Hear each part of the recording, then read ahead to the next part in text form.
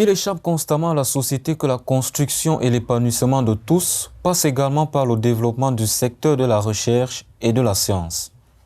Étudiants, chercheurs, professeurs d'université, chacun de ces acteurs participe à la promotion de ce secteur. Il se crée alors des associations, groupes d'étudiants et chercheurs, clubs et plus loin des cercles scientifiques.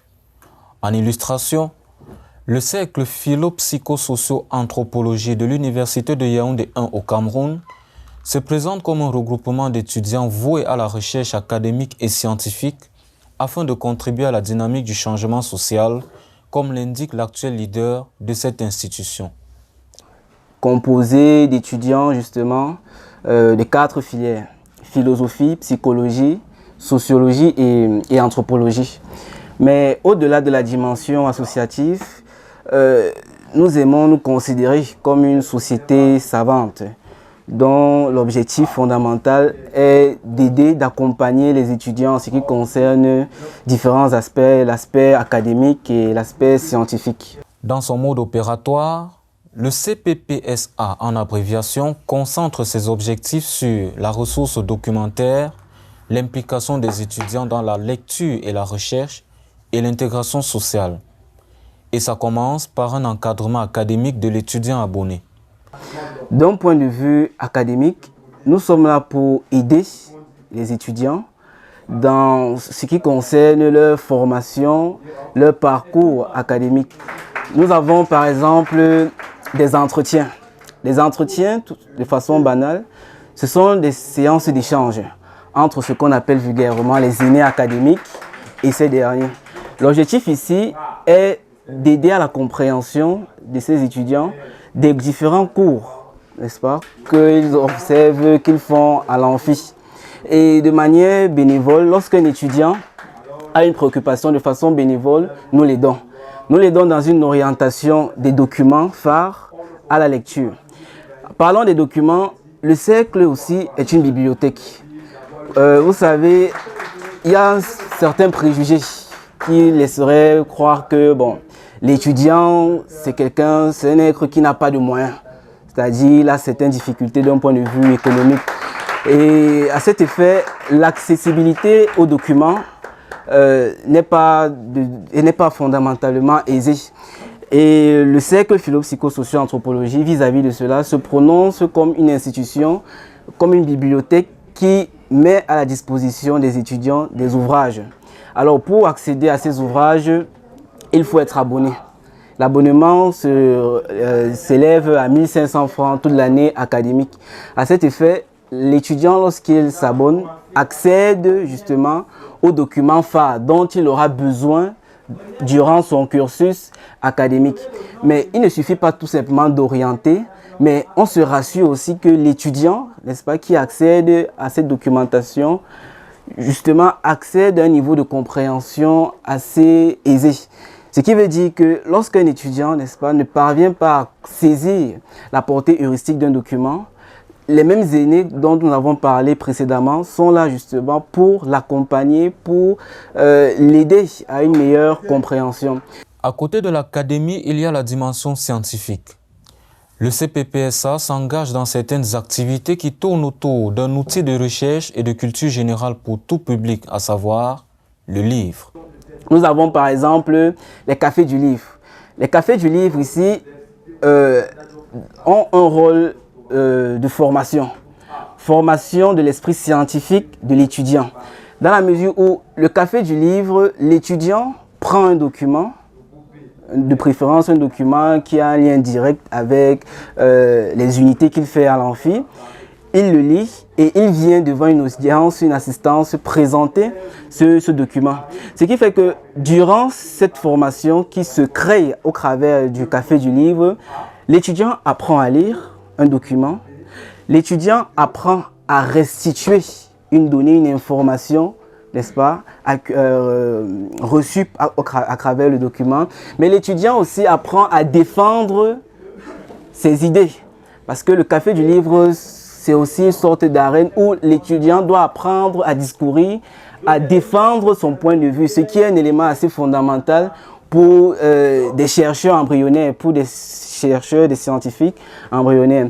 L'autre point, c'est les conférences. Les conférences et débats. Généralement, dans les conférences et débats, nous aimons inviter justement nos enseignants de l'université. C'est-à-dire, c'est un moment non seulement d'apprentissage, mais un moment de contact entre l'enseignant et les étudiants.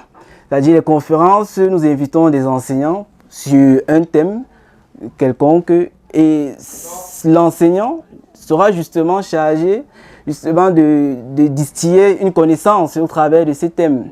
Et là, ça crée justement cette émulation scientifique à travers des séances d'échange. Nous avons aussi des mini-soutenances. Les mini-soutenances, c'est une activité que j'apprécie personnellement parce que c'est une activité qui prépare l'étudiant à ce qu'on appelle vulgairement ici les soutenances de master ou de thèse. C'est-à-dire, on crée un environnement de soutenance, donc simule un environnement de soutenance où un étudiant, il peut être niveau 3, master 1 ou master 2, n'est-ce pas, simule à travers un sujet une condition de soutenance. C'est-à-dire, on prend une thématique, l'étudiant fait des recherches, on lui attribue un encadreur, il y a un président du jury, un examinateur, bref, toute la scène d'une soutenance normative, n'est-ce pas, on la génère et là l'étudiant voit en quelque sorte ce que ça fait de soutenir. Le bâtiment n'abrite pas seulement les étudiants inscrits au département de philosophie, de psychologie, de sociologie et d'anthropologie de l'université de Yaoundé 1. L'on y retrouve également le cercle d'histoire-géographie qui participe du même projet d'émulation scientifique que le cercle frère. Chacun s'y met dans sa politique de gestion pour édifier la société comme ce projet qui met le chercheur au centre, notamment la plume du jeune chercheur. La plume du jeune chercheur est un espace qui permet justement à encenser scientifiquement les étudiants qui ont soit soutenu leur master ou thèse, soit écrit des articles scientifiques. Donc c'est une scène de vulgarisation de leurs travaux, tant académiques, à la fois académiques et scientifiques. Ce qui veut dire que lorsqu'un étudiant soutient peut-être son mémoire, généralement ce n'est pas, en fait, lorsqu'il soutient son mémoire dans un cadre normatif, tout le monde ne peut pas vraiment accéder, c'est-à-dire du fait que ça soit un peu restreint. Là, la plume du jeune chercheur devient donc un espace où l'étudiant vient donc ici dans nos locaux pour présenter son travail.